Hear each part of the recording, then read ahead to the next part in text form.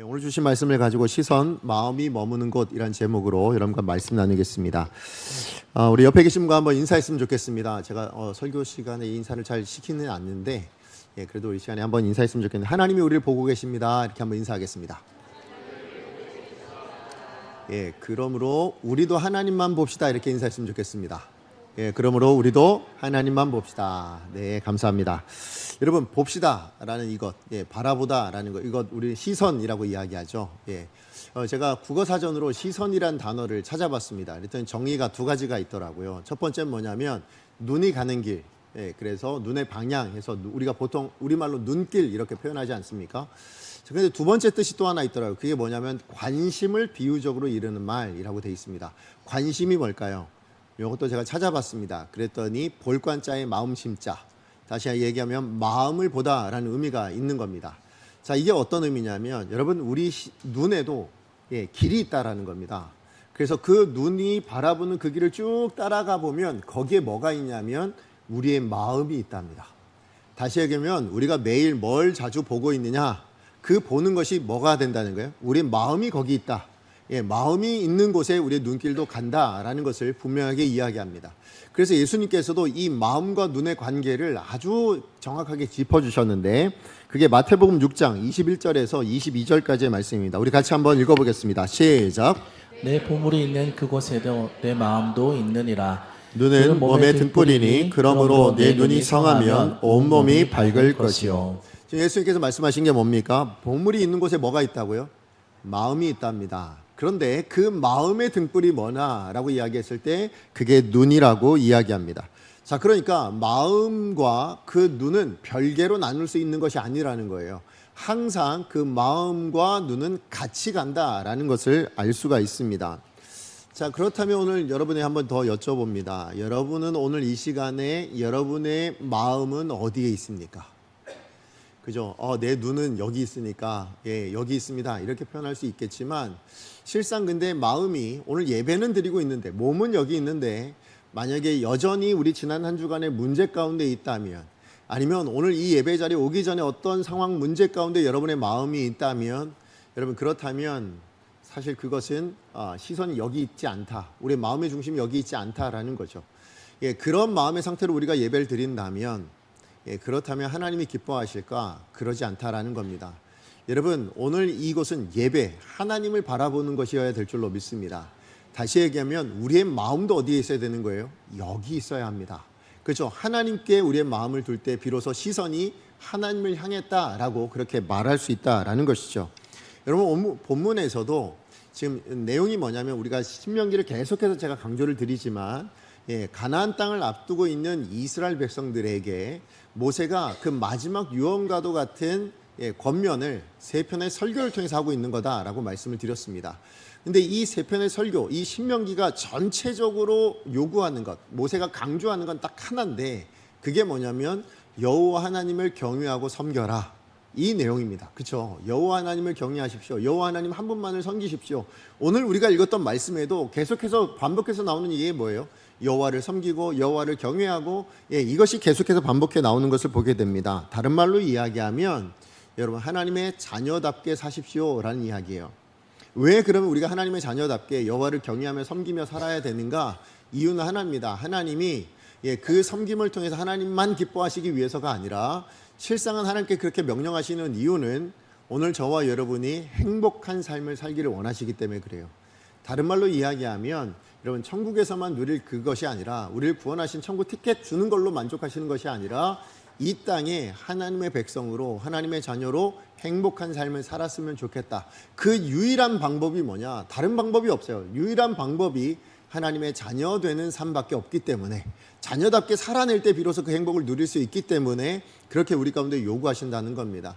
그런 메시지를 오늘 본문에서는 두 가지 내용을 가지고 알려주고 있는데, 그 두 가지 내용이 뭐냐면, 첫 번째는 우리가 뭘 봐왔는가라는 거예요.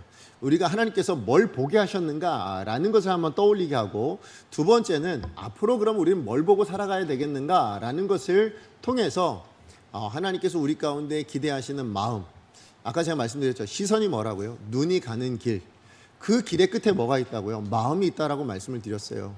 자, 그렇다면 하나님이 오늘 우리의 시선을 가게 하신 곳에 뭐가 있다라는 걸까요? 하나님의 마음이 거기 있다라는 거예요. 예, 그리고 앞으로 살아가는 우리의 삶에서도 뭘 보게 하시는가? 예, 그 눈의 길이 가도록 만드신 그곳에 뭐가 있을까요? 또한 하나님의 뜻과 마음이 거기 있다라는 거죠. 그래서 저는 오늘 우리가 이 말씀을 묵상하면서 단순히 그냥 하나님께서 이거 보게 하셨구나, 하나님께서 이거를 보게 하라고 하시는구나, 이걸로 끝내면 안 됩니다. 여러분, 그 보게 하시는 것에 뭐가 있다고요? 마음이 있구나. 이렇게 보게 하시는 그 길에 하나님의 뜻이 거기 있는 거구나. 그렇다면 오늘 본문을 통해서 우리가 확인할 건 뭡니까? 우리를 향한 하나님 아버지의 마음이 어디 있는가? 예, 그것을 우리가 살피고 바라보고 그 뜻을 우리가 헤아릴 수 있는 오늘 복된 이 시간 되어지기를 간절히 소망합니다. 자, 그렇다면 첫 번째 메시지, 오늘 본문 안에 담겨져 있는 하나님께서 그동안 보게 하신 게 뭔가라는 거죠. 하나님이 보게 하신 게 뭐냐? 나를 위해 행하신 하나님의 큰일이었다라는 것을 확인합니다. 자, 그게 우리 7절 말씀에 나와요. 우리 7절 말씀 같이 한번 읽어보겠습니다. 시작. 너희가 여호와께서 행하신 이 모든 큰일을 너희 눈으로 보았느니라. 이 말씀의 대상은 누구예요? 이스라엘 백성들입니다. 이스라엘 백성들이 지나왔던 모든 삶의 날들, 특별히 모세와 함께 했던 그 날들은 언제부터일까요? 애굽에서 노예 생활을 하다가 출애굽하던 날들까지죠. 그때부터 시작해서 광야 40년의 세월을 통틀어 이야기하는 거죠. 그죠? 그러니까 모세가 그 애굽의 노예로 살고 있던 이스라엘 백성들을 출애굽하게 한 때부터 그 이후로 광야 40년을 사는 그 모든 세월, 지나온 모든 세월 동안에 하나님은 뭐라고 얘기하신 거냐면 그 세월이 보게 하시는 시간, 그죠? 무언가를 보게 하고 그 시선에 뭔가를 담아주셨던, 무엇인가 보게 하셔서 그 사건을 담아주셨던 그런 시간이었다라고 이야기합니다. 근데 그것을 뭐라고 표현했냐면 하나님의 큰일이었다, 이렇게 얘기하는 거죠. 자, 그러면 이스라엘 백성들 그 오랜 세월 동안에 그 시선 가운데 담아주신 하나님의 큰일이 무엇이었는가? 이것 또한 두 가지인데요. 첫 번째가 3절에서 4절에 나옵니다. 우리 같이 한번 읽어보겠습니다. 시작. 애굽에서 그 왕 바로와 그 전국에 행하신 이적과 기사와 또 여호와께서 애굽 군대와 그 말과 그 병거에 행하신 일, 곧 그들이 너희를 뒤쫓을 때에 홍해물로 그들을 덮어 멸하사 오늘까지 이른 것과. 결국 여러분, 오늘 본문의 내용은 어떤 내용이에요? 하나님께서 애굽의 노예로 살던 이스라엘 백성들을 구원해 주셨다라는 내용이죠. 자, 그러니까 하나님께서 이스라엘 백성들의 그 삶의 역사 가운데 가장 먼저 보게 하신 것, 가장 먼저 시선에 담아주신 건 뭐냐면 하나님의 구원의 사랑입니다. 그죠? 하나님께서 어떻게 이 백성들을 구원하시는가, 어떤 열심을 가지고 어떻게 놀라운 기적을 가지고 이스라엘 백성들을 구원해 내셨는가에 대한 그 구원의 사랑과 그 의지, 그 열심을 이스라엘 백성들을 눈으로 보게 하신 거예요. 야, 이렇게까지 우리를 사랑하시는구나, 이렇게까지 역사하셔서 우리를 구원해 주셨구나 라는 것을 확인하게 해주셨다라는 거죠. 자, 그런가 하면 두 번째로 이스라엘 백성들의 그 삶 가운데 그 보게 하신 것, 그게 두 번째는 5절 6절에 나옵니다. 우리 같이 한번 읽어보겠습니다. 시작. 또 너희가 이곳에 이르기까지 광야에서 너에게 행하신 일과 루벤 자손 엘리압의 아들 다단과 아비람에게 하신 일, 곧 땅이 입을 벌려서 그들과 그들의 가족과 그들의 장막과 그들을 따르는 온 이스라엘의 한 가운데서 모든 것을 삼키게 하신 일이라. 아멘. 이 말씀은 어떤 내용이냐면 이스라엘 백성들이 광야 40년을 왜 살았냐라는 거예요. 그리고 그 광야 40년 동안에 여러 일들이 있었지만 그 중에 하나, 지금 그 다단과 아비람을 땅이 삼켜버린 그 일을 통해서 이 광야 40년이 어떤 의미가 있는가를 표현해주고 있는데, 무슨 얘기냐면 불순종했을 때 그 결과가 뭐였냐라는 거죠. 불순종했을 때 그 결과가 뭐였습니까? 하나님 앞에 징계받더라라는 거죠. 예, 맞아요. 광야 40년이 왜 일어난 겁니까? 그냥 가나안 땅 들어갈 수 있었는데 불순종함으로 말미암아 광야 40년을 지내야 했습니다. 불순종에 대한 결과가 광야 40년. 근데 그 광야 40년 동안에 그 무슨 일이 일어났냐? 그 불순종이 계속해서 일어났는데 중요한 것은 그렇게 징계를 내리셨다라는 것의 의미가 뭐냐는 거예요. 그게 뭘까요? 하나님은 이스라엘을 포기하지 않으시더라라는 거예요. 불순종하면 버려도 됩니다. 심판하시고 그냥 끝내버려도 될 것 같습니다. 근데 그러지 않으시고 하나님은 징계를 통하여서 다시금 가나안 땅 앞으로 인도하시는, 다른 말로 이야기하면 하나님의 자녀 되게 만드시는 그 자리까지 끝까지 사랑하시더라. 그 구원하신 그 의지를 가지고 이 백성을 하나님의 자녀답게 하나님의 백성답게 만드시는 그 일에도 여전한 의지로 그렇게 사랑을 보여주시더라. 그게 징계로 나타났다라고 말씀하고 있는 것입니다. 그러니 이스라엘 백성들이 그 지나왔던 삶을 통해서 보게 된 것 두 가지였는데, 하나는 뭐냐면 죄인 된 나를, 그냥 죄의 노예로 살고 있던 나를 구원해 주시더라. 야, 이렇게 놀라운 역사와 힘과 능력으로 나를 사랑하셔서 구원해 내시더라. 이것만 보게 하신 것이 아니라, 그런데 여전히 그 이후에도 나는 불순종하며 살았는데 그런 나를 포기하지 않으시고 때로는 징계라는 그 사랑의 표현을 통해서 뭐 하신 거예요? 나를 포기하지 않고 나를 하나님의 자녀로 하나님의 백성으로 끝까지 만들어 가려고 하시더라. 왜 그러셨다고요? 이유는 하나입니다. 나를 행복하게 하시기 위해서입니다. 다시 한번 말씀드려요. 이스라엘 백성들을 왜 그렇게까지 광야 40년을 통해서 불순종 가운데 징계하시면서까지도 다시 가나안 땅 앞으로 데리고 오셨냐? 이유는 뭐예요? 그 가나안 땅 들어가서 누리는 인생 됐으면 좋겠다는 거잖아요. 그렇죠? 다시 말씀드리면 내가 준비한 것, 내가 예비한 것, 너희를 위해서 내가 이만큼 준비해 놨거든. 그거 누렸으면 좋겠다. 그거 다 너희가 가졌으면 좋겠어. 그래서 행복하게 살았으면 좋겠어. 이게 하나님 아버지의 마음이었다라는 거죠. 여러분, 맞아요. 시선, 보게 하신 것 안에 하나님의 마음이 들어있는데 그 마음이 뭐라고요? 우리의 행복이랍니다. 하나님은 여러분에게 마음을 두고 계시대요. 그리고 그 여러분의 행복에 하나님께서 마음을 두고 계신다라는 것을 여러분 기억하시기 바랍니다. 다시 얘기하면 여러분, 이 구원과 이 징계의 사랑을 통해서 하나님께서는 뭘 보여주고 계시냐? 네가 단지 천국행 티켓 땄다? 이걸로 나는 만족하지 못하겠다는 거예요. 그리고 네 마음대로 불행하게 살다가 겨우 그냥 천국 와가지고 그 이후에 하나님과 함께 살아가는 그런 삶이 아니라, 예수를 믿었으면, 하나님의 자녀가 되었으면 마땅히 그 순간부터 하나님이 공급하시는 것들로, 하나님이 채워주시는 것들로 행복하게 살아가는 인생 되었으면 좋겠다. 여기에 하나님의 마음이 있었다는 거죠. 그래서 여러분 생각해보면 구원도 뭐가 돼요? 사랑입니다. 믿으십니까? 그렇죠? 구원은 하나님의 사랑의 표현입니다. 그런데요, 때로는 우리를 징계하시는 것도 뭐가 돼요? 우리에게 매를 드시는 것도 사랑의 표현이라는 거예요. 우리는 징계받고 우리는 어떻게 어려움을 당하면, 그럼 하나님 나를 미워하시는가? 하나님 나를 싫어하시는가? 그렇게 오해할 때가 많죠. 그런데 그렇지 않더라. 그것 또한 뭐더라? 하나님의 사랑이구나. 여러분, 이 놀라운 하나님의 구원의 사랑과 우리 징계의 사랑이 인류의 역사상 가장 분명하게 나타난 곳이 어딜까요? 그게 예수님의 십자가죠. 그죠? 하나님이 우리를 얼마나 사랑하시냐면, 죄인된 우리를 아들을 대신하여 십자가에 내어주셔서 우리의 죄를 담당하게 하실 만큼 그렇게 하나님 우리를 사랑하십니다. 그런데 그렇게 우리는 사랑의 장소고, 십자가는 우리의 구원의 감격의 장소이기도 하지만, 또 반대로는 뭐가 되냐면 두려움의 장소이기도 해야 된다는 겁니다. 왜 그렇습니까? 그 십자가를 통해서 하나님 뭘 보여주시는 거예요? 나는 죄를 절대로 그냥 두고 볼 수가 없어. 반드시 이 죄는 내 아들을 죽음에 내어줄 만큼, 그만큼의 값을 치러야 될 어마어마한 그런 무서운 것이다 라는 것을, 그래서 그 무서운 것을 죽음이라는 것으로 반드시 갚는다라는 것을 보여주시는 자리가 십자가인 것입니다.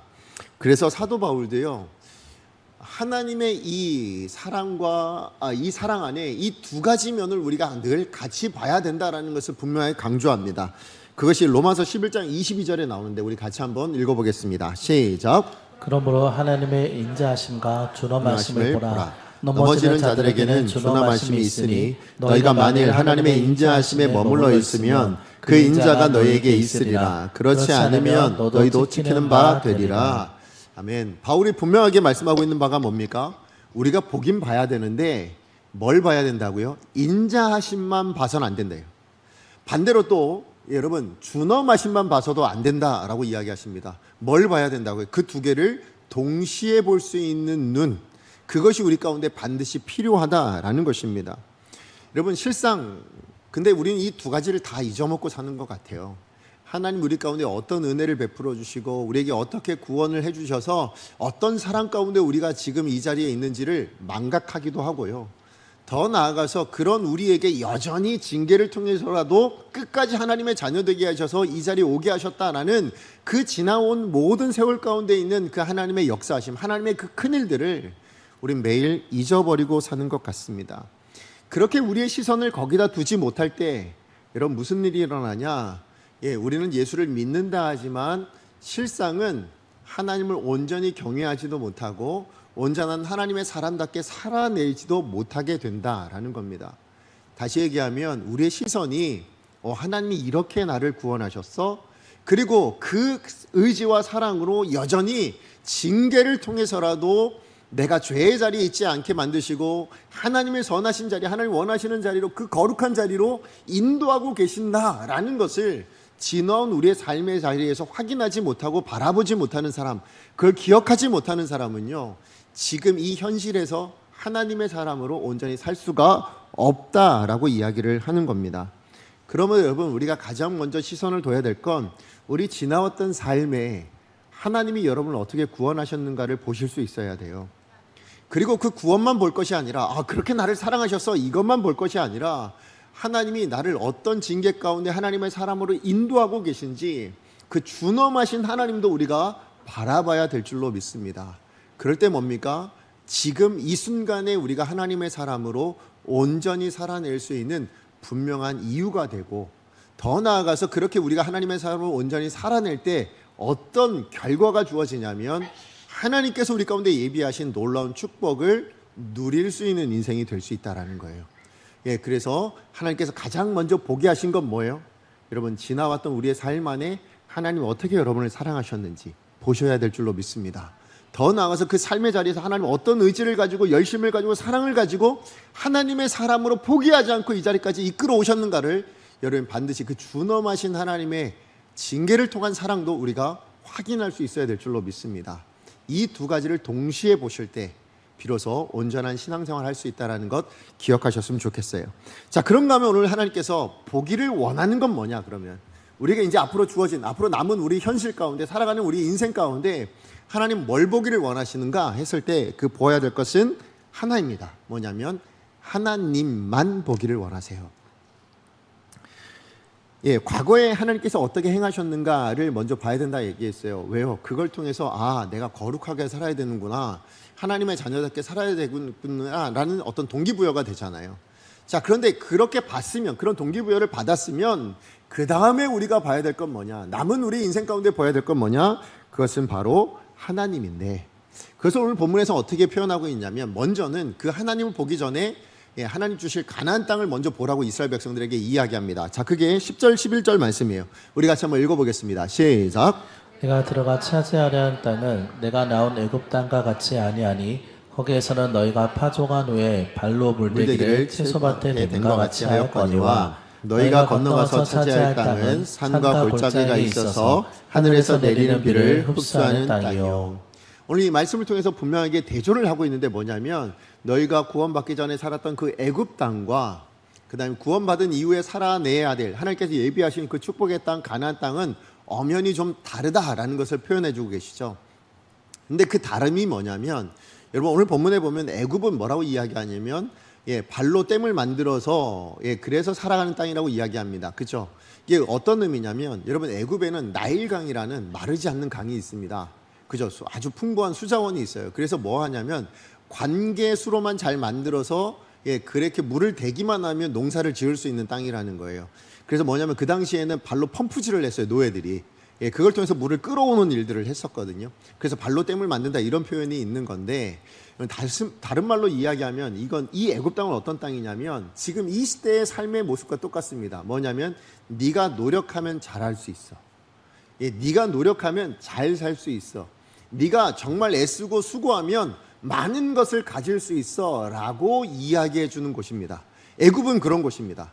다시 얘기하면 오늘 이 시대 우리들도 그렇지 않습니까? 그죠? 우리 이 시대에 모든 세상에서 들려오는 얘기는 뭡니까? 네가 잘하면 돼. 네가 열심히 하면 돼. 네가 남들보다 높으면 돼. 네가 남들보다 많이 가지면 돼. 그러면 너는 성공할 수 있어. 이거를 가르쳐 주죠. 그러다 보니까 뭡니까? 우리가 더 많이 갖기 위해서 지식이 됐든 부가 됐든 능력이 됐든 지위가 됐든 더 많이 가지기 위해서 애쓰고 노력합니다. 예, 그런데 그게 과연 우리를 행복하게 만들었는가? 그러지 못하다는 건 우리는 매일 삶 가운데 누리고 살죠. 왜요? 우리가 이만큼 얻었는데 이것보다 더 큰 걸 가지고 있는 사람 밑에선 뭐예요? 결국 그 사람 밑에 깔리는, 그죠? 그 사람 밑에서는 그래서 행복하지 못하고 만족이 되질 않아요. 나도 저 사람 위에 더 서고 싶거든요. 아니, 저 사람만큼 갖고 싶거든요. 그러니까 행복은 그게 비교가 되죠. 상대적이 돼버리는 거예요. 절대 그것은 만족을 줄 수 없는 행복입니다. 세상에선 그걸로 만족을 누릴 수 없다는 거죠. 자, 그런데 하나님이 부르신 가나안 땅은 어떤 땅이라고 이야기하냐면, 그런 큰 수로가 있는 곳이 아니라는 거예요. 강이 없어요. 사실 여러분, 근데 이스라엘 하면 강이 있잖아요, 목사님 얘기하실 수도 있겠는데, 요단강 아마 아실 겁니다. 근데 여러분, 요단강은 우기나 대학 강의 면을 갖춥니다. 실제로 여러분 나중에 우리 성지순례 한번 가보시면 아시겠지만, 우기가 아닐 때 요단강은 시냇물입니다. 누구나 그냥 한 발자국 헐쩍 뛰어도 건너갈 수 있는 그런 곳도 있습니다. 그러니까 요단강이 좀 길게 있거든요. 그런데 정말로 그냥 누구라도 한 발자국 뛰면 그냥 건너갈 수 있는 그 정도의 시냇물 같은 곳도 있고 조금 더 넓은 곳도 있습니다. 맞아요. 요단강은 그 필요한 모든 것을 줄 수 있을 만한 그런 곳이 아닙니다. 그래서 이스라엘은 무엇으로 농사를 짓냐면 비를 통해서 농사를 짓습니다. 그러니까 때를 따라 비가 내리지 않으면 농사를 지을 수 없는 땅. 왜 그러냐면 아까 표현도 그대로예요. 땅이 그 비를 다 흡수해 버려요. 그러니까 흘러내리지 못하는 그런 강이 있을 수 없는 그런 땅이라는 거죠. 자, 그런데 중요한 건 뭐냐면 그런 땅이 축복의 땅이라는 겁니다. 그죠? 축복의 땅이래요. 어떻게 축복의 땅이 될 수 있느냐라는 거죠. 어떻게 축복의 땅이 될 수 있느냐? 그 이야기가 12절에 나옵니다. 우리 같이 한번 읽어보겠습니다. 12절 시작. 내 하나님 여호와께서 돌보아 주시는 땅이라 연초부터 연말까지 내 하나님 여호와의 눈이 항상 그 위에 있느니라. 아멘. 여러분, 사람의 능력으로는 할 수 없는 것, 물을 만들어낼 수도 없는, 그래서 오로지 하늘에서 내리는 비만으로 농사를 지을 수 있는 땅. 그런데요, 그 땅을 누가 돌봐주신다고요? 하나님이, 그 비와 그 모든 것을 관장하시는 하나님이 돌보아 주시는 땅. 언제부터 언제까지요? 연초부터 연말까지, 1월 1일부터 12월 31일까지 그 매일 한순간도 빠지지 않고 불꽃 같은 눈길로 언제 목이 마를지, 언제 비는 필요한지, 언제 늦은 비는 필요한지 이 모든 것을 다 아시고 공급해 주시는, 그래서 하나님이 돌보아 주시는 땅이기 때문에 뭐라고요? 그 땅은 풍요로운 땅이 될 수 있다. 그래서 그 땅에 살아가는 백성들은 행복할 수 있는 땅이 된다라고 말씀하고 있는 겁니다. 자, 그러면 가나안 땅이 그런 곳이라면, 그렇다면 그 땅에서 이스라엘 백성들은 과연 뭘 보기를 원하셨는가? 자, 그게 16절에서 17절에 나오는 이야기입니다. 우리 같이 한번 읽어보겠습니다. 시작.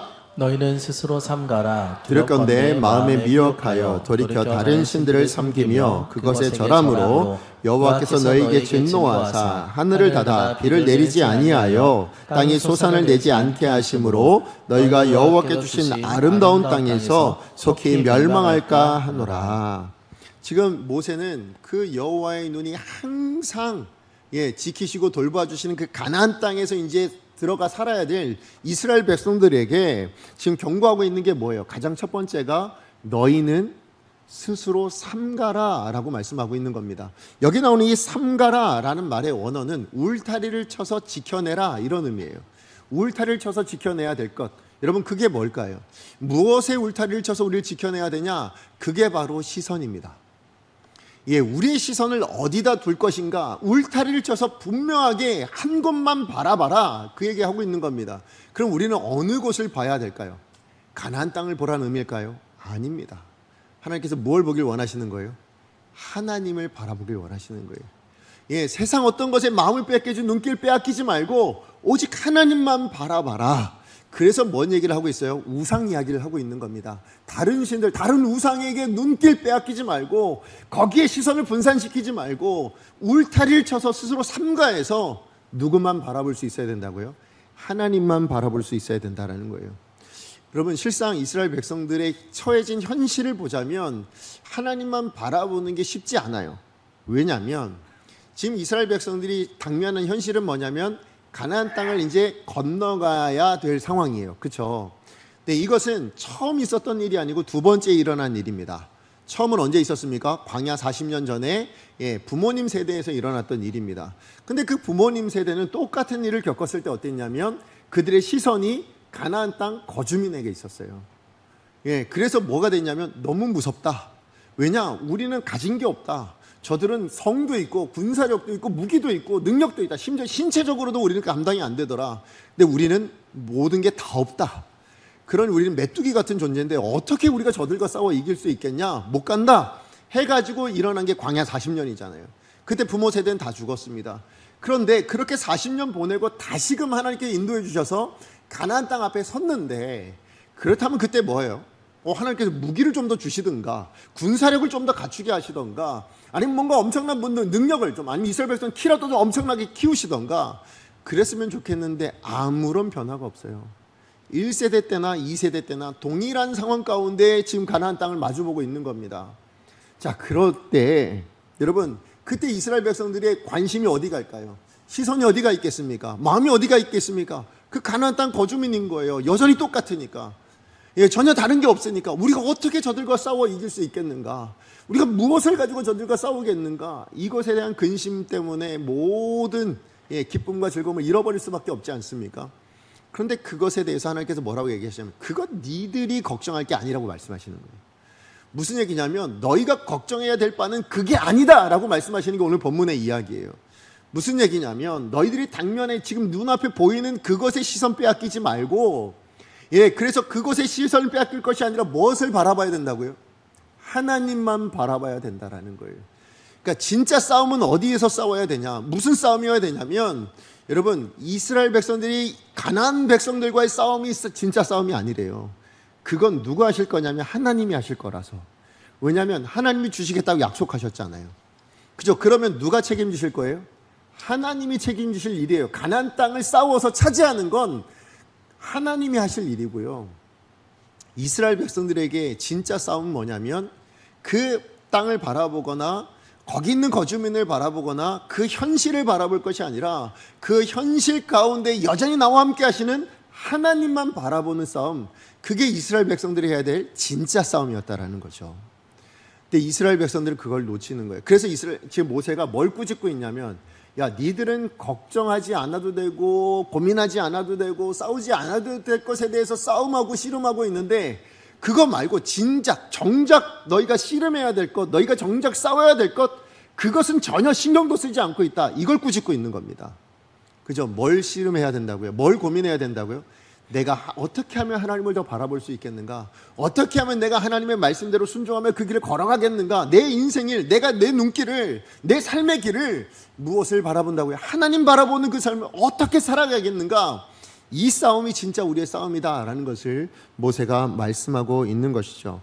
예, 맞아요. 가나안 들어가는 거요, 여러분, 우리가 신경 써야 될 일이 아니에요. 우리가 걱정할 바가 아니에요. 그건 하나님이 주시겠다 약속하셨으니 하나님이 하실 겁니다. 그래서 여러분, 이스라엘 백성들에게 하나님께서 여러분 여리고를 무너뜨리고 아이성과의 전쟁에서 패배하고 이 모든 것을 보면 결국 그 싸움의 승패는 누구에게 있어요? 하나님께 있더라라는 거죠. 이스라엘 백성들이 하나님 바라볼 땐 승리합니다. 근데 하나님이고 자기 능력으로 생각할 땐 뭐예요?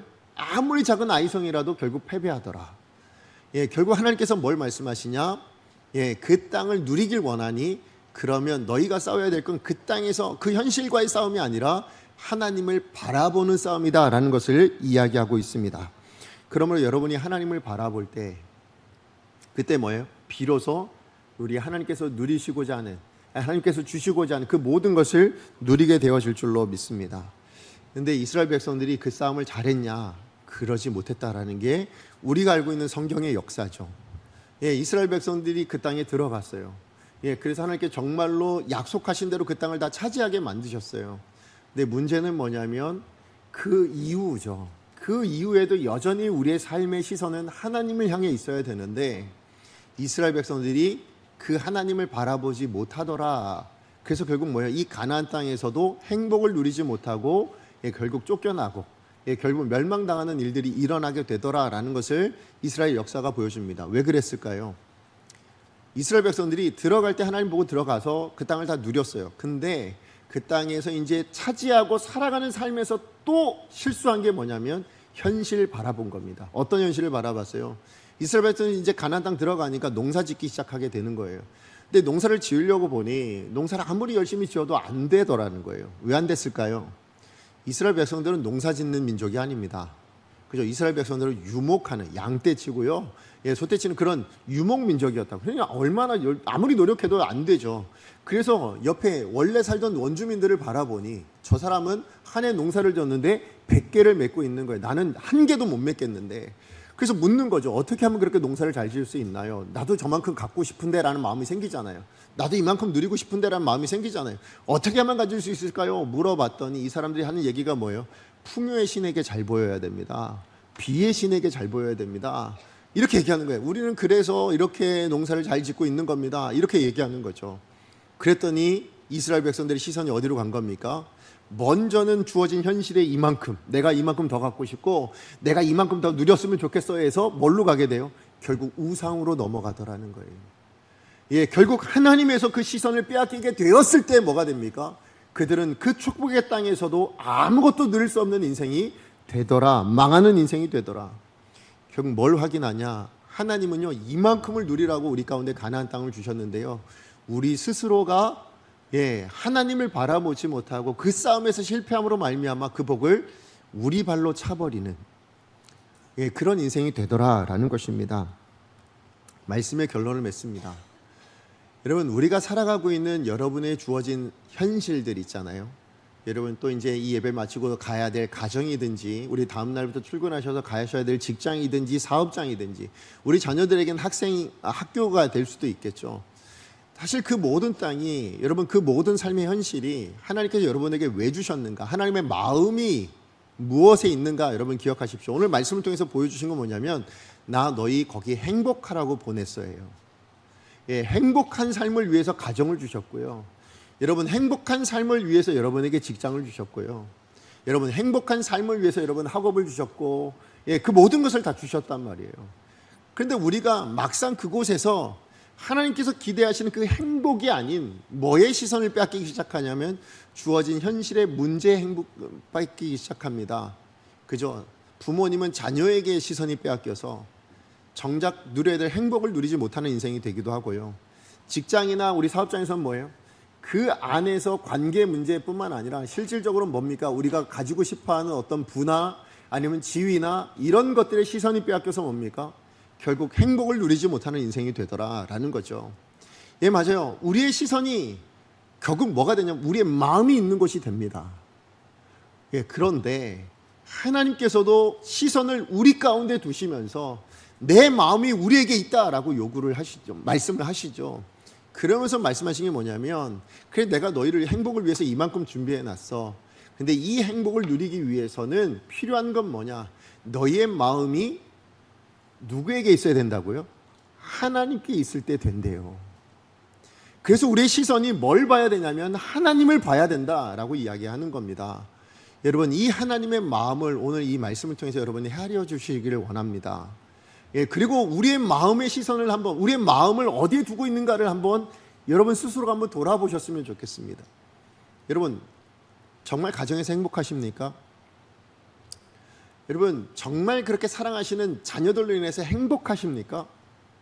여러분, 직장 생활 하시면서 행복하십니까? 하나님은 행복하라고 여러분에게 다 주신 거예요. 근데 왜 우리가 못 누리는가? 그 직장이 문제가 있어서도 아니고요, 여러분 그 가정이 문제가 있어서도 아닙니다. 뭐의 문제가 있냐면 내 시선의 문제가 있고 내 마음의 문제가 있는 겁니다. 하나님은 여러분의 시선이 하나님께 두어질 때에, 여러분의 마음이 하나님께 향하여 있을 때에, 그때 비로소 진정한 행복을 맛보게 될 거라고, 누리게 될 거라고, 이른 때, 하나님 늦은 때, 어느 때든 필요한 모든 것을 하나님이 공급하셔서라도 반드시 그 행복을 누릴 수 있는 인생으로 만들어 주시겠다고 약속하고 있는 겁니다. 그러므로 오늘 이 시간에 우리 주신 말씀을 생각하면서 여러분의 삶을 한번 돌아보시며, 또 우리의 남은 날은 어디에 마음을 둘 것인가, 어디에 시선을 두고 내 매일을 살아갈 것인가를 결단하시는 이 시간 되셨으면 좋겠습니다.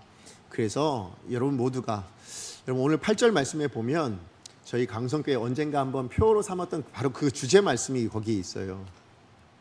뭐냐면 강성하다라는 표현이 나옵니다. 저희 강성교회는 성격이 강해서 강성교회가 아니잖아요. 그죠? 저는 이 강성이라고 알고 있거든요. 무슨 얘기냐면 하나님께서 정말 강성하게 해주셔서, 그죠? 하나님께서 부어주신 놀라운 것들을 풍성하게 누려서, 그래서 우리 강성교회는 강성교회인 줄로 믿습니다. 근데 바로 그 이름처럼 여러분이 사셨으면 좋겠어요. 여러분 모두의 매일의 삶이 정말 강성하셨으면 좋겠습니다. 그걸 위해서 하나님께서 요구하신 건 우리의 마음이, 우리의 시선이 누굴 향해 있길 원하신다고요? 하나님께 향해 있으면 된답니다. 그 하나님께 향해 있음을 뭘로 드러나냐? 말씀 앞에 순종하는 자녀다운 삶을 통해서 보여진다는 거죠. 여러분, 그러므로 오늘 이 말씀을 통해서 여러분 이 시간에 결단하시는 저와 여러분 되어지길 원합니다. 무슨 결단입니까? 내 시선을 여러분 세상에 두지 마십시오. 여러분 문제 있다고 그 문제에 시선을 두고 사지 마십시오. 여러분 문제가 있을수록 더 우리의 시선을 누구에게 둬야 돼요? 답이 되신 하나님, 우리의 삶을 책임지신다 하신 그 하나님께 여러분의 시선을 두기를 원합니다. 그게 우리의 마음이 있는 곳이 됩니다. 그 마음이 있는 곳을 하나님이 책임져 주실 줄로 믿습니다.